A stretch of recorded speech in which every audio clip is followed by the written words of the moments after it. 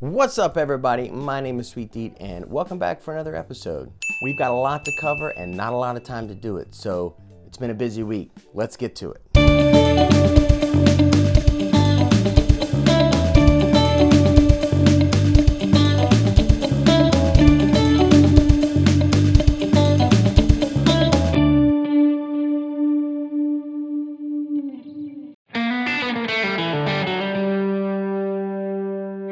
Well, everybody, concerts are back in New York.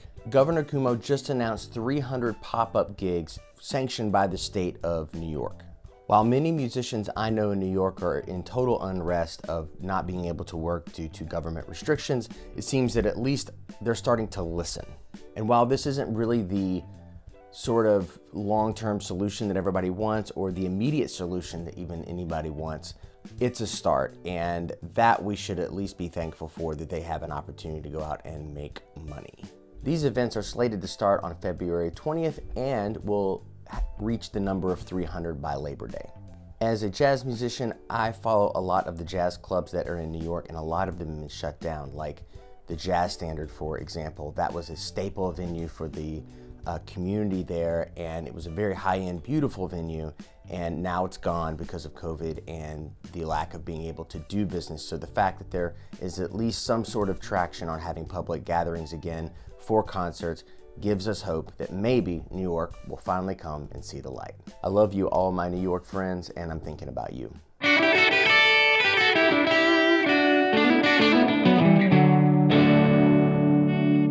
So as everybody knows, The Weeknd played the Super Bowl halftime show. Now, I must admit, there was a lot of mixed reviews on this that I saw online, and quite frankly, I had to miss the very beginning of his performance because I got drawn away from my TV. But I did see about 3/4 of it, and then I went back and rewatched it. So watching it in real time, what did you think? Personally, it felt a little underwhelming, being that I am kind of a newfound Weeknd fan. But when I did go back and rewatch it, I did actually really enjoy it. It's just different than, say, all these other anthemic, heroic songwriters of yesteryear literally having to trim down their entire catalog into a very brief moment for, an audience of millions and millions and millions.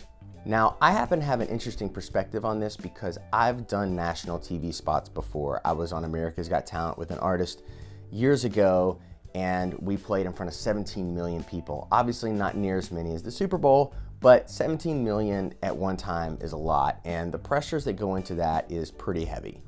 I thought if you went back and watched the Weeknd's halftime performance and see how the sets are put together and how intricate that is and how beautiful that is, I think you'd maybe gain a different perspective if you had a negative one.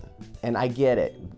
For the Super Bowl halftime show, we always want this over-the-top performance that's, like I said, anthemic, sing-along, all that kind of stuff, and that's not really the Weeknd's vibe. All of this said, he spent $7 million to put that on. Is that worth it to you? In that particular moment, he had the world literally in his hands, and everybody knew who he was. Is that worth $7 million? You tell me in the comments below.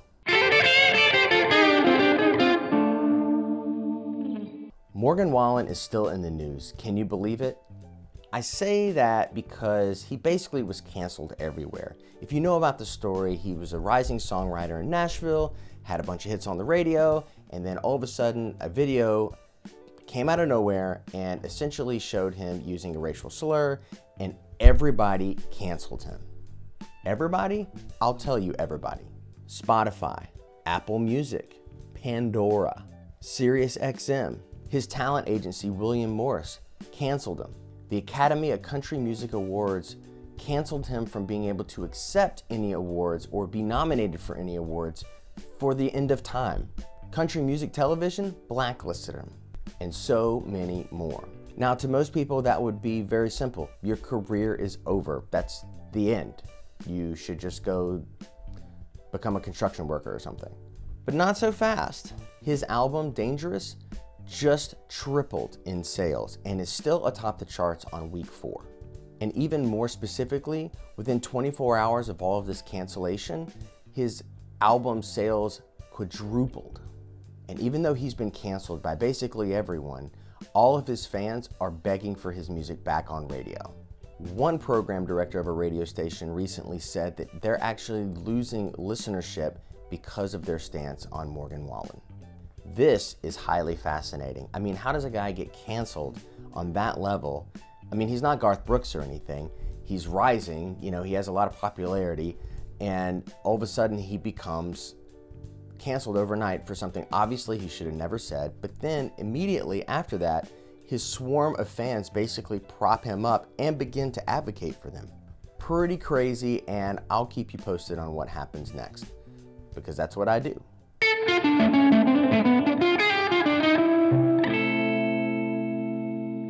And for our last bit of news today, I recently found out within the last 24 hours or so of filming this episode that Chick Corea has passed away at the age of 79. Apparently he had a cancer that he did not know about and was detected very late, and the transition happened really quickly.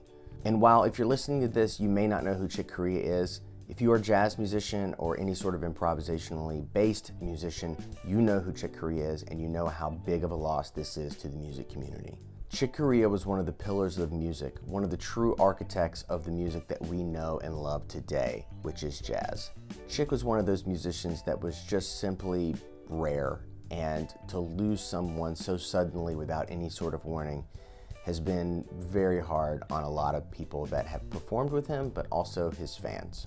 Today, it just makes sense to make Chick Corea our artist of the day and to talk about a few records that you should check out. Now, there's seemingly a million records from this guy, but I'm gonna highlight a few that you should just check out if you're not familiar with his music to get sort of an understanding about how incredible he was.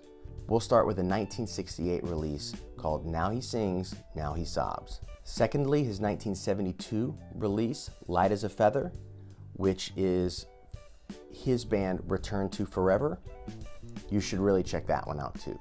The 1997 recording of Gary Burton and Chick Corea duo called Native Sense is really awesome. You should also check that one out. Also, you can check out his work with Bobby McFerrin and basically every other jazz legend in the world. He even played with Miles Davis. We will miss you, Chick, and all of the wonderful recordings that you left behind will keep us, you know, entertained for hundreds and hundreds of years to come.